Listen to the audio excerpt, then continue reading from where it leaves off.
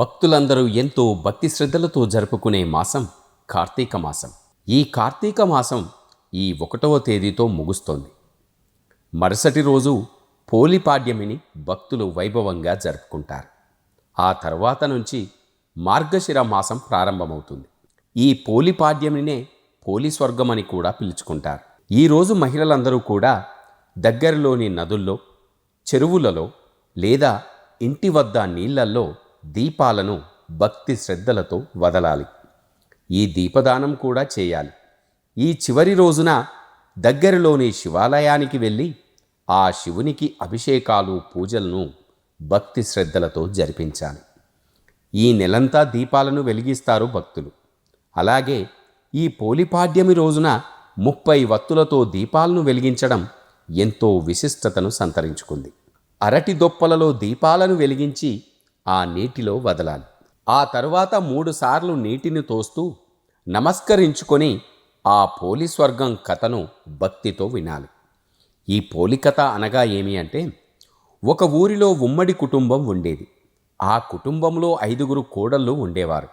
వారిలో చిన్న కోడలు పేరే పోలి. ఆమెకు దైవభక్తి ఎక్కువగా ఉండేది. కానీ అది ఆ ఇంటిలోని అత్తకు అస్సలు నచ్చేది కాదు. తానంతటి భక్తురాలు వేరొకరు లేరని ఆ అత్త అనుకుంటూ ఉండేది. అందుకే ఆ పోలి అనే చిన్న కోడలను తక్కువగా చూస్తూ ఉండేది.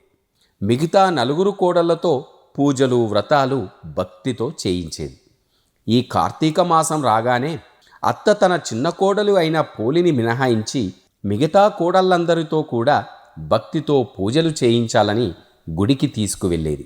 ఈ కార్తీక మాసంలో చిన్న కోడలు దీపం వెలిగించుకునే అవకాశం లేకుండా ఆ ఇంట్లో ఏ పూజ సామాగ్రి కూడా ఉండనిచ్చేది కాదు.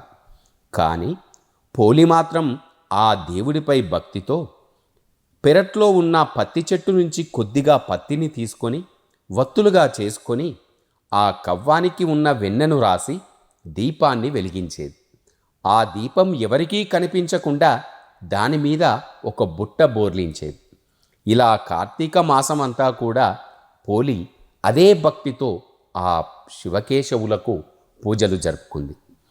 ఈ మాసంలో చివరి అమావాస్య రోజు అత్త తన కోడళ్లతో గుడికి వెళ్తూ ఆ పోలికి తీరిక లేకుండా చేయాలని ఇంట్లో పనులన్నీ చెప్పి మిగతా కోడళ్లను తీసుకొని దగ్గరలోని ఆలయానికి వెళ్ళింది. కానీ పోలి మాత్రం పనులు పూర్తి చేసుకొని ఎప్పటిలాగే దీపాన్ని వెలిగించింది.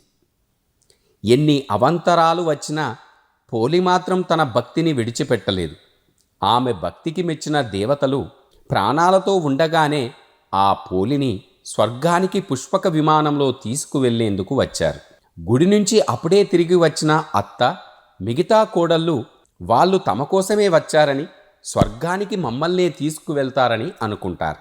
కానీ వాళ్లను కాకుండా ఆ పోలి అనే భక్తురాల్ని మాత్రమే తీసుకువెళ్తారు. అలా తీసుకువెళుతుంటే అత్త, తోటి కోడళ్ళు ఆమె కాళ్ళు పట్టుకొని వేళ్లాడుతూ అక్కడికి అనగా ఆ స్వర్గానికి వెళ్ళేందుకు ప్రయత్నించారు. కానీ వాళ్ళ ప్రయత్నాలు ఏవీ కూడా ఫలించలేదు.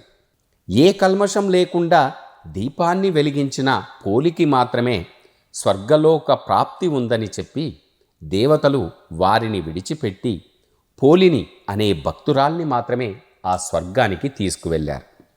ఈ పోలిపాడ్యము రోజున ఎవరైతే 30 వత్తులతో దీపం వెలిగించడం వల్ల వారికి ఈ కార్తీక మాసం మొత్తం కూడా దీపం వెలిగించిన పుణ్యం లభిస్తుంది. ఈరోజు దీపదానం చేయడం కూడా చాలా మంచిది. ఏ కారణాల చేతనైనా ఈ కార్తీక మాసంలో దీపాలను వెలిగించని మహిళలందరూ కూడా ఈ ఒక్కరోజు అమావాస్య రోజున ఆ పోలి అనే మహాభక్తురాల్ని భక్తితో తలుచుకుంటూ 30 వత్తులతో దీపాలను వెలిగిస్తే ఈ మాసాంతం కూడా దీపాలను వెలిగించిన పుణ్యం లభిస్తుంది. ఓం నమః శివాయ.